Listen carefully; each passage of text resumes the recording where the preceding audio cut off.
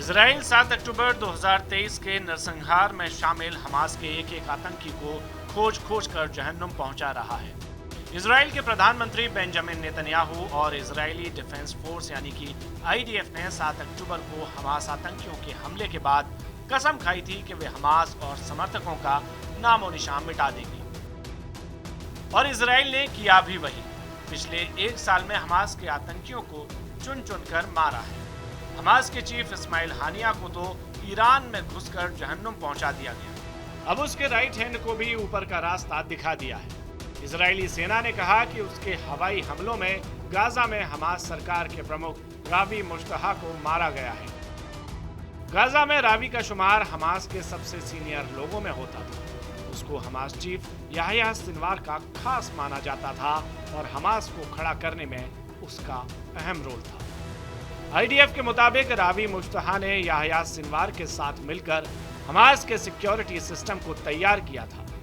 रावी ने याह्या के साथ इजरायली जेल में सजा काटी थी। मुश्तहा ने गाजा पट्टी में युद्ध के दौरान हमास शासन पर नागरिक कंट्रोल बनाए रखा था। रावी भी काफी समय से इजराइल की मोस्ट वांटेड लिस्ट में शामिल था।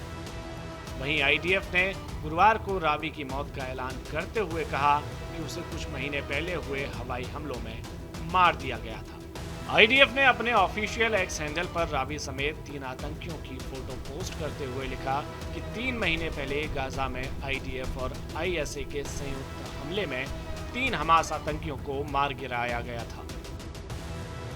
इनमें गाजा में हमास सरकार के प्रमुख रावी मुश्तहा, हमास के राजनीतिक ब्यूरो और हमास की लेबर कमेटी में सिक्योरिटी डिपार्टमेंट हैंडल करने वाले समेह अल सिराज और हमास के नॉर्मल सिक्योरिटी सिस्टम का कमांडर सामी औदेह भी शामिल है। आईडीएफ ने कहा कि उसकी वायुसेना के लड़ाकू विमानों ने इन तीनों पर तब हमला किया था जब वे उत्तरी गाजा में एक मजबूत अंडरग्राउंड बंकर में छुपे हुए थे। ये बंकर हमास कमांड और कंट्रोल सेंटर के रूप में काम कर रहा था और हमास के सीनियर कमांडर इसके अंदर ही रह रहे थे, जिसके बाद हमले में तीनों हमास कमांडर मारे गए थे। इजरायली सेना ने अपनी पोस्ट में यह भी कहा कि वो 7 अक्टूबर के नरसंहार के लिए जिम्मेदार सभी आतंकवादियों का पीछा करना जारी रखेगी और ऐसे सभी आतंकियों के खिलाफ कार्रवाई करेगी। वहीं इजरायल और हमास के बीच बीते साल अक्टूबर से लगातार लड़ाई हो रही है। इजरायल के गाजा में हमलों ने हमास आतंकियों और उसके समर्थकों समेत 45,000 से ज्यादा की मौत हुई है। इसमें कुछ सिविलियन भी शामिल हैं। दूसरी ओर इजरायली फौज गाजा में हमास का बाजा बजाने के बाद अब लेबनान में हिजबुल्लाह की बैंड बजा रही है।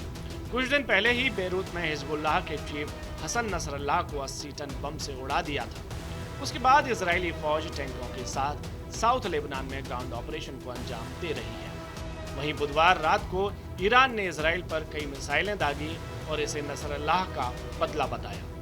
हालांकि इन मिसाइलों को इजराइल ने हवा में ही मार गिराया और इजराइल ने ईरान को अब गंभीर नतीजे भुगतने की चेतावनी दी है। फिलहाल देखना होगा कि इजराइल का हिजबुल्लाह के बाद अगला टारगेट कौन होगा और इस जंग का अंत क्या होता है।